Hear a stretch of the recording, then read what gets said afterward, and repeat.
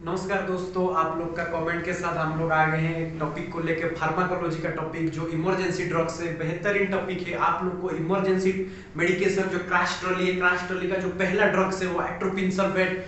Atropine sulphate के बारे में हम लोग आज ब्रीफली डिस्कशन करेंगे। फार्माकोलॉजी का one of the most important topic है एट्रोपिन सल्फेट। एट्रोपिन के बारे में डिस्कशन करने से पहले हम लोगों ने पहले से बोला था कि आप लोग को हम लोग फार्माकोलॉजी पढ़ाएंगे। फार्माकोलॉजी पढ़ाने से पहले हम लोग का टॉपिक जो था autonomic nervous system, sympathetic nervous system और पैरासिम्पैथेटिक नर्वस सिस्टम, उसको हम लोगों ने बहुत अच्छा तरीके से आप लोग के पास डिलीवरी किया था वीडियो को। आप लोगों ने देखा होगा वीडियो क्या सिंपैथेटिक नर्वस सिस्टम क्या है, पैरासिम्पैथेटिक नर्वस सिस्टम क्या है, उसका डिफरेंस क्या है, सिंपैथेटिक नर्वस सिस्टम एक्टिवेट होने से क्या होगा sign symptoms, parasympathetic nervous system activate होने से कौन सा साइन सिम्टम्स होगा, उसको आप लोग को बेस्ड करके ड्रग्स को पढ़ना होता है। तो क्या एट्रोपिन सल्फेट कैसे काम करता है, आप लोग को पहले सिंपैथेटिक नर्वस सिस्टम के बारे में अच्छे से पता होना चाहिए। जो लोग वो मेरा वीडियो देखे होंगे उन लोग को ही समझ में आएगा।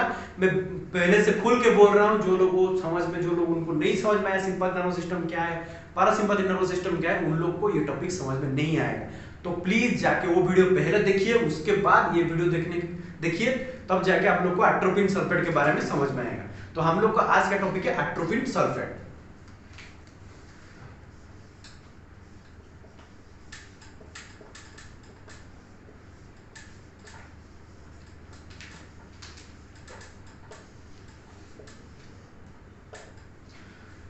तो एट्रोपिन सल्फेट क्या है? एट्रोपिन सल्फेट पहले से मैं बोला, it is a anticholinergic drugs. पहला पॉइंट क्या याद रखना, इसके इंट्रो में हम लोग पढ़ेंगे एंटी एट्रोपिन का इंट्रो में क्या पढ़ेंगे, इट इज एन एंटीकोलिनर्जिक और सिंपैथोमाइमेटिक्स।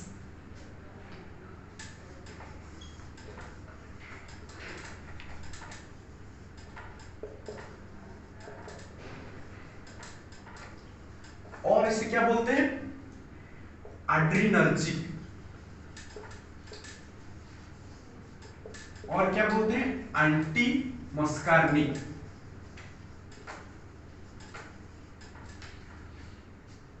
ये कितना नाम है, एंटीकोलिनर्जिक, सिंपैथोमाइमेटिक्स, एड्रिनर्जिक, एंटी मस्कार्निक। इसका इतना नाम क्यों है? क्योंकि ये जो टॉपिक्स है आप लोग को समझ में आएगा। कोलिनर्जिक मतलब पैरासिम्पैथेटिक नर्वस सिस्टम, एंटीकोलिनर्जिक मतलब सिंपैथेटिक नर्वस सिस्टम में, जो पहले अच्छा से वो वीडियो में है। तो क्या होगा अभी, सिंपैथोमाइमेटिक्स। सिंपैथोमाइमेटिक्स मतलब सिंपैथो जैसे सिंपैथेटिक नर्वस सिस्टम जैसा, माइमेटिक्स मतलब उसके जैसा काम करना। जैसे आप लोग का कोई फेवरेट होगा, आप लोग का फेवरेट कोई श्रद्धा कपूर हो सकता है, आप लोग का फेवरेट कोई विकी कौशल हो सकता है, आप लोग का फेवरेट कोई स्टार हो सकता है। तो आप लोग क्या करते हैं ना, आप लोग को फेवरेट कपिल शर्मा हो सकता है, आप लोग क्या करते हैं ना, उनका जैसा एक्टिंग करते हैं। मोस्टली आप लोग देखना, कोई कोई कपिल शर्मा जैसा बात करता है, कोई कोई उसको क्या बोलते हैं आप लोग, वो मिमिक्री कर रहा है। क्या कर रहा है वो, नरेंद्र मोदी का मिमिक्री कर रहा है, वो उसका जैसा बात करता है, वो उसका राहुल गांधी जैसा कर रहा है, मिमिक्री कर रहा है। क्या बोलते हैं, मिमिक्री, मतलब उसके जैसा काम कर रहे हैं, उसका जैसा एक्टिंग कर रहे हैं। वह हम लोग का तो जो स्टूडेंट्स है ना, जो स्टूडेंट्स है वो लोग किसको मिमिक्री करते हैं, टीचर्स का। टीचर को आके पढ़ा रहा है, कोई बात बोल रहा है, वो टीचर जाने के बाद उन लोग के ग्रुप में कोई एक बंदा होगा जो क्या करता है ना, उनका जैसे ही एक्टिंग करता है, उनका जैसा पढ़ाने का ट्राई करता है, वो जैसे आके good morning sir, good morning class बोलते हैं, ऐसे ही एक्टिंग करता है, मतलब मिमिक्री कर रहा है। मिमिक्री मतलब उसका जैसा। आप लोग को समझ में आ गया मिमिक्री का मतलब? तो ऐसे ही माइमेटिक्स का मतलब सिंपैथोमाइमेटिक्स। सिंपैथोमाइमेटिक्स मतलब सिंपैथेटिक नर्वस सिस्टम जैसा काम करेगा। समझ में आया? कौन एट्रोपिन सल्फेट सिंपैथेटिक जैसा काम करेगा, इसलिए उसका नाम क्या है, सिंपैथोमाइमेटिक्स। क्यों समझ में आ गया? एंटीकोलिनर्जिक। एंटीकोलिनर्जिक मतलब एंटी मतलब अगेंस्ट, कोलिनर्जिक मतलब कोलिनर्जिक नर्वस सिस्टम, मतलब पैरासिम्पैथेटिक नर्वस सिस्टम को क्या बोलते हैं, कोलिनर्जिक नर्वस सिस्टम। ये किसका, वो पैरासिम्पैथेटिक का उल्टा काम करेगा, मतलब सिंपैथेटिक जैसा काम करेगा, कोलिनर्जिक को बोलते हैं पैरासिम्पैथेटिक, वो उसका उल्टा काम कर रहा है, मतलब एंटीकोलिनर्जिक ड्रग्स। तो एंटीकोलिनर्जिक क्यों बोलते हैं, एट्रोपिन को समझ में आ गया। और adrenergic is also known as, adrenergic को ही बोलते हैं सिंपैथेटिक नर्वस सिस्टम।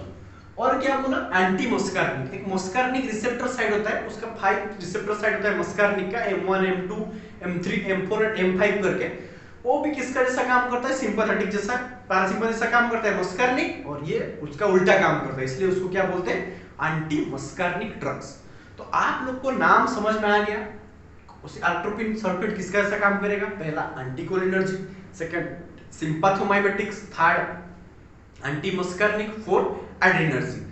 तो आप लोग को समझ में आ गया कौन से रिसेप्टर साइड में काम करता है और कैसा काम करता है। आप लोग को समझ में आना चाहिए कि आप लोगों को पता होना चाहिए सिंपैथेटिक नर्वस सिस्टम को ये जाके एक्टिवेट करेगा, तब जाके आपको समझ में आ जाएगा कि कौन सी केसेस में देना है, कौन सी केसेस में नहीं देना है, कौन सी केसेस में अवॉइड करना है, समझ में आ जाएगा आपको। धीरे धीरे हम पढ़ेंगे। अभी हम लोग इंट्रोडक्शन खत्म कर चुके हैं, अभी हम लोग उसका पढ़ेंगे मैकेनिज्म ऑफ एक्शन। वो कौन सी, जैसे मस्कार्निक रिसेप्टर हो गया, कोलिनर्जिक रिसेप्टर हो गया, सॉरी एंटीकोलिनर्जिक रिसेप्टर हो, मतलब कोलिनर्जिक को जाके बंद करता है तो कोलिनर्जिक रिसेप्टर हो गया, और हार्ट का रिसेप्टर हो गया, उसके ऊपर कौन से रिसेप्टर के ऊपर काम करता है वो हम लोग देखेंगे। उसके बाद उसका इंडिकेशन, कॉन्ट्राइंडिकेशन, अदर चीज हम लोग पढ़ेंगे।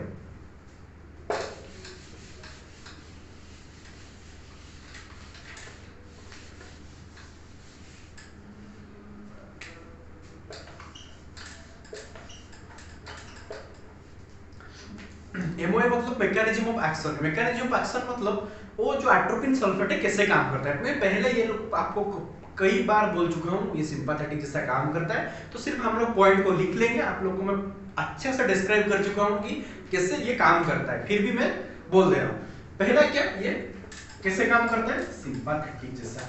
सिंपैथेटिक जो नर्व्स होता है उसके ऊपर जाके काम करके ये वर्क करता है। सेकंड कैसे, एंटी मस्कार्निक रिसेप्टर। एंटी मस्कार्निक रिसेप्टर को कैसे बंद करता है, जो मस्कार्निक रिसेप्टर होता है, मस्कार्निक रिसेप्टर के ऊपर जाके बाइंड होकर मस्कार्निक रिसेप्टर का फंक्शन को बंद कर देता है। तो एट्रोपिन देने से क्या होगा, मस्कार्निक रिसेप्टर बंद हो जाता है। मस्कार्निक रिसेप्टर बंद होने से ड्रग्स कैसे करता है, एंटी मस्कार्निक जैसा काम करता है।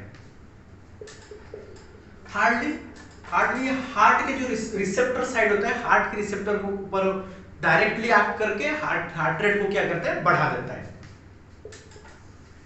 इस तरह ये मेनली किसके ऊपर काम करता है, सिंपैथेटिक ऊपर, एंटी मस्कार्निक ऊपर, और हार्ट के मसल्स के ऊपर भी काम करके ये क्या करता है, हार्ट रेट को बढ़ा देता है। ये हो गया उसका मैकेनिज्म ऑफ एक्शन।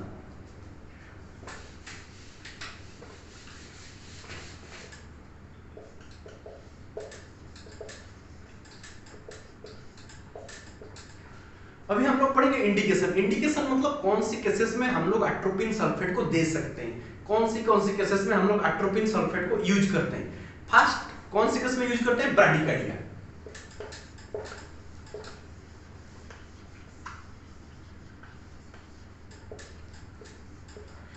ब्राडिकार्डिया मतलब, ब्राडिकार्डिया किसको बोलते हैं, हार्ट रेट बिलो 60 को ब्राडिकार्डिया बोलते हैं, 100 से ज्यादा होने से उसे टैकीकार्डिया बोलते हैं। ब्राडिकार्डिया नॉट ट्रैकीकार्डिया, उसको टैकीकार्डिया बोलते हैं। ये याद रखना, ये बहुत सारे कंफ्यूजन के ट्रैकीकार्डिया बोल देते हैं, टैकीकार्डिया नहीं, टैकीकार्डिया होता है।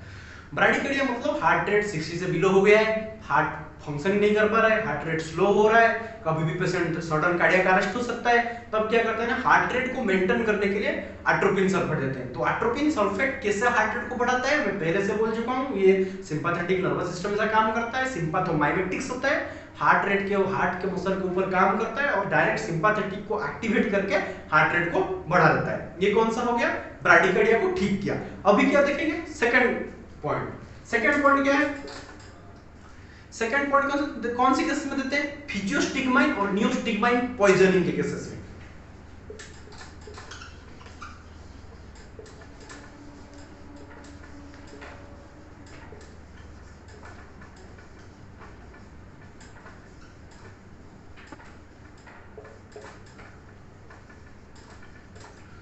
फिजियोस्टिग्माइन और नियोस्टिग्माइन क्या होता है, वो दो ड्रग्स होते हैं, ड्रग ऑफ चॉइस। ये याद रखना, फिजियोस्टिग्माइन और neostigmine drug of choice. Drug of choice मतलब कौन सी केसेस में यूज करते हैं, माइस्थेनिया ग्रेविस।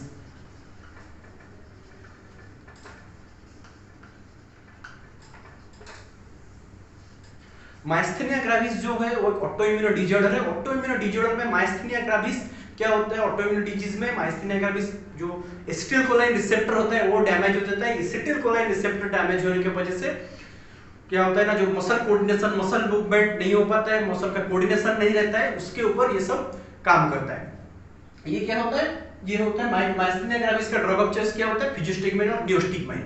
उसमें क्या होता है, उसका ओवरडोज होने से ये कोलिनर्जिक जैसा काम करता है, कौन, माइस्थेनिया ग्रेविस, जो सॉरी कोलिनर्जिक जैसा काम करता है नियोस्टिग्माइन और फिजियोस्टिग्माइन। ये क्या होता है ना, जब नियोस्टिग्माइन जब होगा वो कोलिनर्जिक क्राइसिस कर देता है, पूरा सिस्टम को, पैरासिम्पैथिक नर्वस सिस्टम को पूरा कम कर देता है। तब क्या होता है ना, पूरा हार्ट रेट कम हो जाता है, पूरा बॉडी का पूरा वीकनेस हो जाता है। तो क्या करते हैं ना, एट्रोपिन सल्फेट देने से बॉडी का एक्टिविटी थोड़ा बढ़ जाता है, हार्ट रेट बढ़ जाता है, वो मैनेज करता है। जब ओवरडोज होता है फिजियोस्टिग्माइन और नियोस्टिग्माइन में, तब एट्रोपिन सल्फेट यूज करते हैं। और एट्रोपिन सल्फेट कहां पे यूज करते हैं, जब पेशेंट का जब इंफीरियर वॉल एमाई, ये मोस्ट इंपोर्टेंट क्वेश्चन है जो 2019 एम्स ऋषिकेश, जो एम्स ऋषिकेश होता है वो बहुत खतरनाक क्वेश्चन घुमाता है। तो एम्स ऋषिकेश का क्वेश्चन में एक बहुत इंपोर्टेंट क्वेश्चन आया था, मैं आप लोग को बोलूंगा वो, ये कहां पे ड्रग ऑफ चॉइस होता है, एट्रोपिन सल्फेट इंफीरियर वॉल एमाई।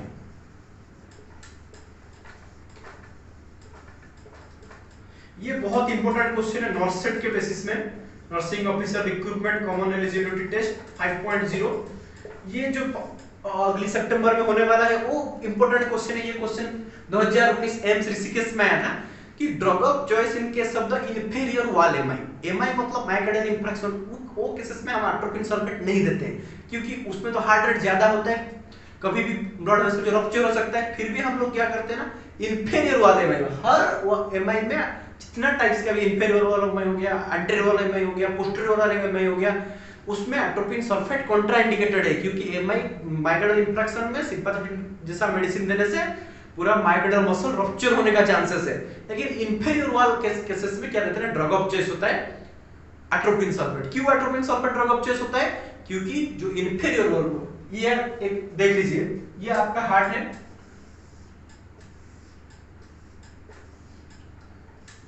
चित्रकला थोड़ा मेरा कमजोर है तो थोड़ा फीलिंग्स लीजिए, तो आप लोग को सब फीलिंग्स लेना चाहिए कि ये जो इंफीरियर साइड है ये क्या है, right atrium, right ventricle, left atrium, left ventricle.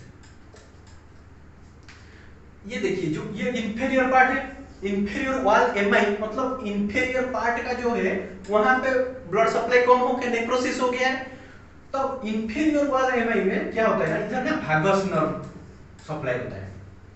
भागस नर्व क्या करता है, पैरासिम्पैथेटिक नर्वस सिस्टम जैसा काम करता है, हार्ट रेट को कम कर देता है। तो जब इंफीरियर वॉल एमआई होगा, हर एमआई में टैकीकार्डिया होता है एक्सेप्ट इंफीरियर वॉल एमआई। ये याद रखना, मोस्ट इंपोर्टेंट क्वेश्चन है। सिर्फ इंफीरियर वॉल एमआई में क्या होता है, ब्रैडीकार्डिया होता है। तो drug of choice in case of the inferior wall MI क्या है, atropine sulphate. Most important question नॉर्सेट के लिए।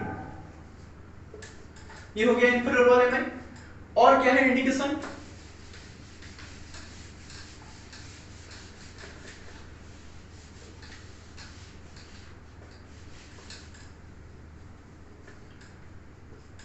और क्या है, ऑर्गेनोफॉस्फोरस पॉइजन।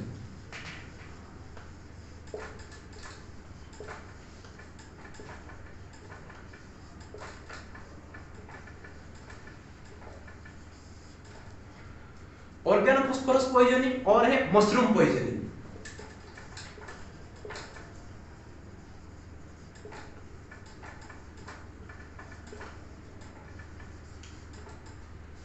ये दोनों केसेस में क्या होता है ना, ऑर्गेनोफॉस्फोरस पॉइजनिंग जो आजकल जो मार्केट में क्या होता है ना, बहुत आजकल स्ट्रेस के वजह से सुसाइड लोग करते हैं। क्या करते हैं ना, जो फिनाइल होता है वो सब होता है, और जो कीड़ों मकोड़ों को जो खेत में मारने के लिए जो मेडिसिन होता है उसको पी लेते हैं। उसको क्या होता है, ऑर्गेनोफॉस्फोरस पॉइजनिंग होता है। ऑर्गेनोफॉस्फोरस पॉइजनिंग में ड्रग ऑफ चॉइस कौन सा है, एट्रोपिन सल्फेट। और ये एक भागोलाइटिक ड्रग है। भागोलाइटिक मतलब चीजों को ना आप लोग समझिए थोड़ा, मतलब एक एक टर्म को आप लोग समझना है। भागो मतलब भागस, लाइटिक मतलब डिस्ट्रक्शन। भागस नर्व को डिस्ट्रक्शन करता है, मतलब ये नहीं कि भागस नर्व को डैमेज कर देता है। भागस नर्व मतलब parasympathetic nervous system. Parasympathetic nervous system जैसा जो भी मेडिकेशन काम कर रहा है, या जो भी साइन सिम्टम आ रहा है, हार्ट रेट कम हो रहा है, आई को दिखाई नहीं दे रहा है, वो सब प्रॉब्लम हो रहा है, उसमें क्या करते हैं, एट्रोपिन सल्फेट क्या होता है ना, भागोलाइटिक होता है। कोलिनर्जिक सिस्टम को ठीक करके क्या करता है ना, एंटीकोलिनर्जिक सिस्टम को ठीक कर देता है। जैसे कि मतलब बोल रहा हूँ, जिसका ब्रैडीकार्डिया हो रहा है भागस नर्व की वजह से। आप लोग को पता होगा, एक एक होता है ना जो जैसे आप लोगों ने बागी देखा होगा कि बहुत सारे टेक्निक्स होता है। टेक्निक्स में क्या होता है ना कि इधर मार देने से डेथ हो जाता है। क्यों, इधर भागस नर्व सप्लाई होता है। भागस नर्व को क्या करना है, भागस नर्व के ऊपर प्रेशर देने से या भागस नर्व को स्मूथली ऐसे ये करने से क्या होगा ना, भागस नर्व एक्टिवेट हो जाएगा। भागस नर्व स्टिमुलेट होने से ब्राडीकार्डिया हो जाता है, पेशेंट का डेथ हो जाता है। तो भागस नर्व को ये क्या करता है ना, ठीक कर देता है। भागस नर्व को ठीक कर देता है मतलब भागस नर्व को भागोलाइटिक करके एंटीकोलिनर्जिक जैसा काम करता है और बॉडी को मेंटेन करके रखता है, हार्ट रेट को। और यहाँ पे एट्रोपिन सल्फेट इंडिकेशन है। और कहते हैं आई केसेस में आई ड्रॉप्स के मतलब कैटरेक्ट सर्जरी से पहले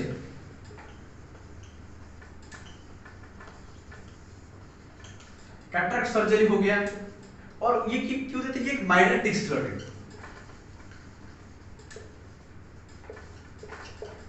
माइग्रेटिक्स मतलब क्या करता है ना, ये क्या करता है ना, माइग्रेटिक्स मतलब आई जो कॉर्निया को हो क्या डायलेट कर देता है, प्यूपिल को डायलेट कर देता है। प्यूपिल को डायलेट करने से इजी होगा, जैसे कि टोनोमेट्री हो गया, गोनियोमेट्री हो गया, उसमें हम लोग आई का विजुअलाइजेशन इजीली कर सकते हैं। वो क्या करता है ना, ये आपको एग्जांपल मतलब डायग्राम के साथ समझाने की कोशिश कर रहा हूं। ये है क्या,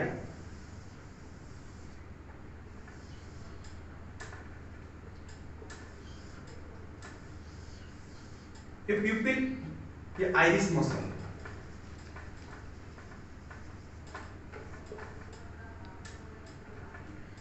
देखो ये प्यूपिल है, ये दोनों मसल के ऊपर डिपेंड करते हैं। जब ये ड्रग्स देंगे तो आइरिस मसल छोटा हो जाता है एट्रोपिन देने से, तो प्यूपिल क्या होता है, बड़ा हो जाता है। तो ये क्या हो, प्यूपिल इतना बड़ा हो जाता है और ये आइरिस मसल छोटा हो जाता है। तो आई क्या हुआ, प्यूपिल क्या हुआ, बड़ा दिखाई दिया। तो जो भी सर्जरी हो, कैटरेक्ट सर्जरी में हो कि कुछ भी आई का आइडेंटिफिकेशन डिजोर्डर टोनोमेट्री यूज करते हैं, गोनियोमेट्री यूज करते हैं, एंगल्स पता करने के लिए गोनियोमेट्री यूज करते हैं। तो गोनियोमेट्री से आप लोग को थोड़ा बड़ा होगा साइज प्यूपिल, तो आप लोग को दिखाई देगा, समझ में। ये लेकिन कॉन्ट्राइंडिकेटेड है क्लोज एंगल ग्लूकोमा, ये समझाऊंगा कॉन्ट्राइंडिकेशन जब मैं, तब उसमें समझाऊंगा कि क्यों कॉन्ट्राइंडिकेशन है। आप लोग को समझ में आएगा कि कैटरेक्ट सर्जरी यूज होता है, माइग्रेटिक्स जैसा यूज होता है। और एक होता है ट्रोपिकामाइड। ट्रोपिकामाइड मतलब चिल्ड्रन के केसेस में ज्यादातर हम लोग यूज करते हैं, और ये जो एडल्ट केस में यूज करते हैं, क्योंकि इसका टाइम पीरियड जो है, जो ड्यूरेशन ऑफ एक्शन वो कम होता है। आप लोग को मैकेनिज्म ऑफ एक्शन, इंट्रोडक्शन और इंडिकेशन आप लोग को समझ में आ गया होगा कि क्यों हम लोग इसको यूज करते हैं, कहां पे यूज करते हैं, मैकेनिज्म ऑफ एक्शन कैसा है, आप लोग को समझ में आएगा। अभी हम लोग उसका पढ़ेंगे कॉन्ट्राइंडिकेशंस, कौन सी केसेस में हम लोग जो एट्रोपिन सल्फेट है उसको नहीं देंगे। तो उससे कॉन्ट्राइंडिकेशन से पहले हम लोग उसका डोज पढ़ लेते हैं। डोज है तो मोस्ट इंपोर्टेंट ये है, हम लोग अभी डोज पढ़ेंगे। हम लोग क्या करेंगे ना, हम लोग डोज के ऊपर पढ़ेंगे। डोज क्या होता है ना, डोज एक एम्प्यूल में आता है। तो जो एट्रोपिन सल्फेट है एम्प्यूल में आता है, उस एम्प्यूल में कितना एमजी का डोज कंटेन करता है, 1 ml में। तो ये बहुत ही इंपॉर्टेंट है, सब कंफ्यूज हो जाते हैं एड्रेनालिन और एट्रोपिन के डोज के ऊपर। तो हम लोग एट्रोपिन का डोज होता है 0.6 mg पर ml। एट्रोपिन सल्फेट में कितना होता है, 0.6 mg पर ml पे ये कंटेन करता है। डॉक्टर आपको बोल देगा कि 1 mg दो, तो उसके हिसाब से आप लोग डोज कैलकुलेशन करके, जो फंडामेंटल में विकास सर आप लोग पढ़ा देंगे बहुत अच्छे से, कैसे डोज कैलकुलेशन करते हैं, कैसे आप ड्रॉप फैक्टर कैलकुलेशन करते हैं, वो सब आपका अलग टॉपिक है। सिर्फ आप लोग को याद रखना है 0.6 mg पर ml में कंटेन रहता है। अभी क्या पढ़ेंगे, कॉन्ट्राइंडिकेशंस। कॉन्ट्राइंडिकेशंस मतलब कौन सी केसेस में हम लोग जो है एट्रोपिन सल्फेट को नहीं दे सकते। जो भी ड्रग्स हम लोग पढ़ेंगे उसका कॉन्ट्राइंडिकेशन क्या है, एक होता है हाइपर सेंसिटिविटी। हाइपर सेंसिटिविटी मतलब पहला क्या है, हाइपर सेंसिटिविटी।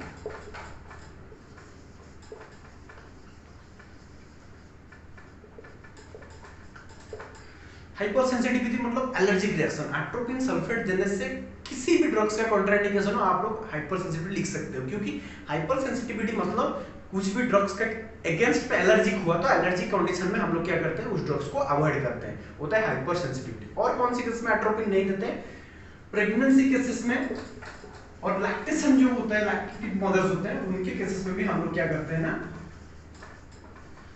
ये हम लोग नहीं दे सकते। और कौन सी केसेस में नहीं दे सकते, मायोकार्डियल इंफार्क्शन हो गया, एंजाइना हो गया, आपका सीएडी हो गया, जितना भी एथेरोस्क्लेरोटिक डिजीज हो गया,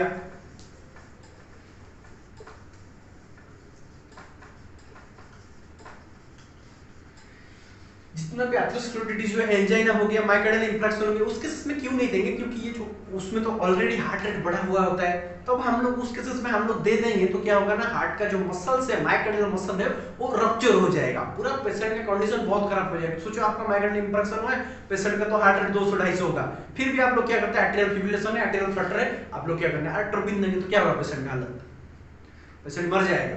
तो सब केसेस में कॉन्ट्राइंडिकेशन से और भी बहुत सारे इंडिकेशन में आप लोग याद रख सकते हैं, जैसे कि ईसीटी के केसेस में भी ये सब क्या होता है, इंडिकेटेड है, मतलब ये भूल गया था बोलने के लिए। और भी इंडिकेशन है, जैसे कि हो गया ईसीटी हो गया, और उस सब केसेस में हम लोग दे सकते हैं। और क्या क्या कॉन्ट्राइंडिकेशन से, ये ब्लड ब्रेन बैरियर को भी क्रॉस करता है, जो एट्रोपिन सल्फेट है, वो तो न्यूरोलॉजिकल डिसऑर्डर जिसमें होगा वो भी, उस केसेस में भी हम लोग एट्रोपिन सल्फेट अवॉइड करेंगे। अभी हम लोग पढ़ेंगे साइड इफेक्ट और क्या पढ़ेंगे, एडवर्स इफेक्ट। साइड इफेक्ट और एडवर्स इफेक्ट क्या होता है, आप लोग को पहले पता होना चाहिए कि side difference between side effects and adverse effect, ये आप लोग को समझ में आना चाहिए। साइड इफेक्ट क्या है और एडवर्स इफेक्ट। बहुत सारे आप लोग को बुक पे लेके बहुत सारे ये होगा जिसमें साइड इफेक्ट और एडवर्स इफेक्ट को सेम बताया जाता है, लेकिन ये पूरा टोटल डिफरेंस है। साइड इफेक्ट क्या है और एडवर्स इफेक्ट क्या है, आप लोगों को मैं एग्जांपल के साथ बोलना चाहता हूं कि साइड इफेक्ट मतलब, सोचो कि आप एक लड़की को जाके प्रपोज करने वाले हो, गुलाब लेके गए हो, उसको 2-3 साल से फॉलो कर रहे हो, उसका फेवरेट चीज क्या है पता कर रहे हो, उसे कौन सा आइसक्रीम खाने का मन करता है आपको पता है, कौन सा मूवी देखता है, कौन सा एक्टर है, कौन सा हीरोइन को पसंद करता है, किससे पसंद करता है, लेकिन आपको ये पता नहीं होता है कि वो आपको पसंद ही नहीं करता है। आप 2-3 साल हो गए उसके पीछे घूम रहे हो, लेकिन आपको पता है कि वो किसको पसंद करता है, लेकिन वो आपको ये नहीं पता है कि आप किसको, वो आपको ही पसंद नहीं करता है बोल के, फिर भी आप लगे हुए हो, क्योंकि कोशिश करने वालों की कभी हार नहीं होती और यूं बैठे बैठे जय जयकार नहीं होती। तो आप लोग क्या कोशिश कर रहे हो, आज अभी ये वाला आइसक्रीम दे दिया, कल उसको वो वाला दे दिया। दिल तो पागल है, किसी का बात सुनता है नहीं, सिर्फ एक ही दिल वो खुद का बात ही सुनता है, सामने वाला वो सिर्फ एक बार हंस दे तो ये दिल क्या होता है, बहुत खुश हो जाता है। तो इसके लिए क्या करते हैं ना, उसी के पीछे ही भागते रहते हैं, उसी के पीछे ही भागते रहते हैं, पता है फिर भी मानेगी नहीं, फिर भी दिल बोलता है एटलीस्ट एक दिन में तो मान जाएगी, इसलिए दिल भागता ही रहता है, भागता रहता है। आप लोग क्या करते हैं ना, एक दिन हो गया प्रपोज करने के लिए आप लोग गए हैं, क्या करके गुलाब लेके गए, जाके क्या बोला, प्रपोज कर दिया। आप लोग को उससे बहुत अच्छा बात हो रहा था, सब कुछ अच्छा था, सिर्फ प्रपोज करने के बाद उसके बाद क्या हुआ, जैसे बोलते हैं ना, देखते हैं जैसे क्राइम पेट्रोल से बोलते हैं, चलिए देखते हैं अगले सीन में क्या होता है। ऐसे ही बहुत सारा सिचुएशन चेंज हो गया, आप लोग को क्या बोलेगा क्या नहीं। अभी क्या करा, वो उठा के चप्पल उठा के आप लोग के गाल पे अच्छा से लगा दिया आपका गाल में। सोचो आप लोग को एक्सपेक्ट था कि वो हाँ ठीक है वो किसी और को पसंद करता है, लेकिन तुम्हें, क्योंकि तुम्हारा औकात है नहीं, तुम लोग उसको पटाओगे, क्योंकि तुम तो छोड़ो और क्या बोलूं, तुम लोग को ऊपर पता है कि तुम्हें पता था कि वो मना कर देगी, सिंपली बोल देगी कि मेरी कोई और बॉयफ्रेंड है, मैं तुम्हें पसंद नहीं करता हूँ, क्योंकि तुम कुछ पढ़ाई करते भी नहीं हो, तुम कैसे, तुम्हारा करियर कुछ नहीं है, मैं किससे खुश रहूंगा, मुझे तुम कैसे खाने दोगे, तुम कैसे संभाल के रखोगे, तुम मेरे बच्चे को कैसे ख्याल रखोगे, मेरा बच्चे को इंग्लिश मीडियम स्कूल में पढ़ाओगे, क्या करोगे, तुम्हें ठीक से तुम्हें ये बात बोल के मुझे रिजेक्ट कर देगा। तुम्हें ये बात पता था, लेकिन तुम्हें तो पता नहीं था कि वो थप्पड़ लगाएगा, सबके सामने बेइज्जती करेगा, तुम लोग को, तुम्हारा पूरा एक और तुम्हारा कॉल और रिसीव नहीं करेगा, तुम्हें उधर छोड़ के उधर चला जाएगा, पूरा तुम्हारा रिश्ता बंद हो गया। पहले तो फ्रेंड था, अब तो वो भी नहीं रहेगा, ये बात तो पता भी नहीं था तुम्हें। तो ये क्या है, साइड इफेक्ट मतलब एक मेडिसिन देने से कौन सी नॉर्मली थोड़ा बहुत साइड इफेक्ट आएंगे, मतलब रिएक्शंस होंगे, जैसे कि सेट्रेजिन खाने से नींद थोड़ा आता है, ड्राउजीनेस होता है, लेकिन ये पता नहीं कि सेट्रेजिन दे दिया, पेशेंट का ब्लड प्रेशर कम हो गया, हाइपोटेंशन हो गया, पेशेंट का डेथ हो गया। ये होता है सडन रिएक्शंस, जो अनएक्सपेक्टेड होता है, डॉक्टर को भी पता नहीं रहता कि ये क्या रिएक्शंस हो रहे हैं, ये अनएक्सपेक्टेड रिएक्शंस होते हैं, ये एक्सपेक्टेड साइड इफेक्ट, ये अनएक्सपेक्टेड होता है। जैसे मैं आपको बोला एक्सपेक्ट था कि मना कर देगा, लेकिन अनएक्सपेक्टेड क्या था, जूता उठा के थप्पड़ लगाया, वो अनएक्सपेक्टेड था, आपको पता ही नहीं था। उसको मैनेज तुम कैसे, तुम्हें पता था कि वो मना कर देगा तो मैं 2-4 दिन रोऊंगा, फिर किसी और को देखूंगा कि क्या करूंगा, तुम सोच के रखा था, लेकिन वो डायरेक्टली क्या किया ना, थप्पड़ लगा दिया, वो तो अनएक्सपेक्टेड था ना। उसको कैसे मैनेज करना है, पेशेंट का ऐसे ही एट्रोपिन सल्फेट देने के बाद कुछ अनएक्सपेक्टेड रिएक्शंस होता है, रिएक्शंस होने के बाद क्या होगा, आप लोग उसको मैनेज नहीं कर पाओगे, कंडीशंस खराब होगा पेशेंट का, पेशेंट डेथ के लिए जा सकता है। आप लोग को उधर क्या करना है, मैनेज करना है। कैसे मैनेज करना है, डॉक्टर को, फिजिशियन को बुलाना है, फिजिशियन उसको उसका एंटीडोट देके उसे मैनेज करना है। उसका एंटीडोट क्या होता है? नियोस्टिग्माइन। उसको देख के मैनेज करते हैं, नहीं तो लास्टली पेशेंट में कैस्टिवलाइसिस करते हैं, नहीं तो हेमोडायलिसिस करके लास्ट जो होता है वो हेमोडायलिसिस होकर उसको ब्लड से निकालते हैं। ऐसे साइड इफेक्ट क्या क्या होता है? ड्राई माउथ होता है, क्योंकि एंटीकोलिनर्जिक है। ड्राई माउथ होता है, ड्राई आईज हो जाता है, टैकीकार्डिया हो जाता है। और क्या होता है? और पैनिक आ जाता है, पैनिक अटैक आता है एक बार इस पेशेंट में। तो ये होता है नॉर्मली। और इधर पेशेंट का एट्रोपिन देने के बाद आर्टेरियल फिब्रिलेशन हो गया, वेंट्रिकुलर टैकीकार्डिया हो गया, सुप्रावेंट्रिकुलर टैकीकार्डिया हो गया। ये सब क्या है? अनएक्सपेक्टेड। ये है एडवर्स इफेक्ट। आप लोगों को समझ आ गया साइड इफेक्ट क्या है, एडवर्स इफेक्ट क्या है, इंडिकेशन क्या है, कॉन्ट्राइंडिकेशन क्या है, मैकेनिज्म ऑफ एक्शन क्या है, इंट्रोडक्शन क्या है, एट्रोपिन सल्फेट क्या है, आपको समझ में आएगा। अभी हम लोग पढ़ेंगे फार्माकोकाइनेटिक्स। आप लोगों को पता होगा कि फार्माकोकाइनेटिक्स और एक होता है फार्माकोडायनामिक्स। एक एक टॉपिक को, एक एक वर्ड को आप लोग समझ के जाइए, एग्जांपल के साथ पढ़िए, कभी नहीं भूलेंगे। इतना इजी हो जाएगा आपके लिए नर्सिंग के, आप सोच भी नहीं सकते। तो फार्माकोडायनामिक्स और फार्माकोकाइनेटिक्स। फार्माकोकाइनेटिक्स का मतलब क्या है? फार्माकोकाइनेटिक्स का मतलब क्या है? फार्माकोकाइनेटिक्स, काइनेटिक्स मतलब movement, movement of the drugs in the body. जो बॉडी में जाके कैसे ड्रग्स ऑब्जर्व हुआ, कैसे मेटाबॉलिज्म हुआ, कैसे एक्सक्रीशन हुआ, उसे बोलते हैं फार्माकोकाइनेटिक्स। तो फार्माकोकाइनेटिक्स में क्या है? कुछ भी नहीं आता है ना, तो आप लोग को क्या लिखना है? जो कॉलेज के स्टूडेंट हैं उनको क्या लिखना है? Onset of action. कितना टाइम है? ये 50 to 30 मिनट के अंदर एट्रोपिन सल्फेट काम करना शुरू कर देता है। ड्यूरेशन ऑफ एक्शन कितना टाइम तक रहता है? 4 to 6 आवर तक रहता है। Onset of action, duration of action और हाफ लाइफ कितना होता है? और ये मेटाबॉलिज्म और एक्सक्रीशन कहां पे होता है? मेटाबॉलिज्म होता है लिवर में और एक्सक्रीशन कहां पे होता है? यूरिन में। और ब्रेस्ट मिल्क में होता है, इसलिए कॉन्ट्राइंडिकेशन। और क्या होता है? ब्रेस्ट मिल्क में, इसलिए कॉन्ट्राइंडिकेशन है। लैक्टेटिंग मदर में कॉन्ट्राइंडिकेटेड है। समझ में आ गया फार्माकोकाइनेटिक्स? और क्या है? हाँ, जितना भी क्वेश्चन आता है, जैसे कि 0.6 mg हो गया, उसका एंटीडोट हो गया, मोस्टली ये सब क्वेश्चन आते हैं नर्सट के। और ये जो फार्माकोकाइनेटिक्स है, ये सब इतना याद रखने की जरूरत नहीं है नर्सट के लिए।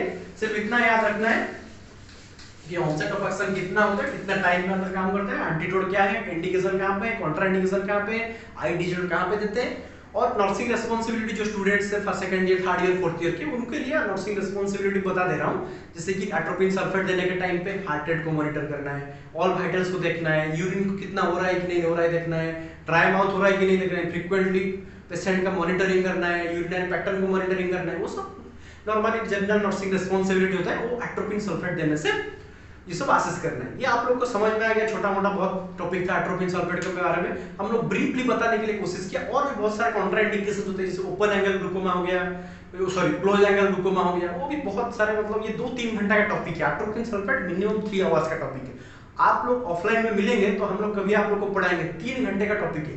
एक एक टर्म को आप लोग के साथ सामने खोल के रख देंगे, क्या होता है एट्रोपिन के शुरू करके इंडिकेशन से लेके कॉन्ट्राइंडिकेशन सब खोल के रख देंगे।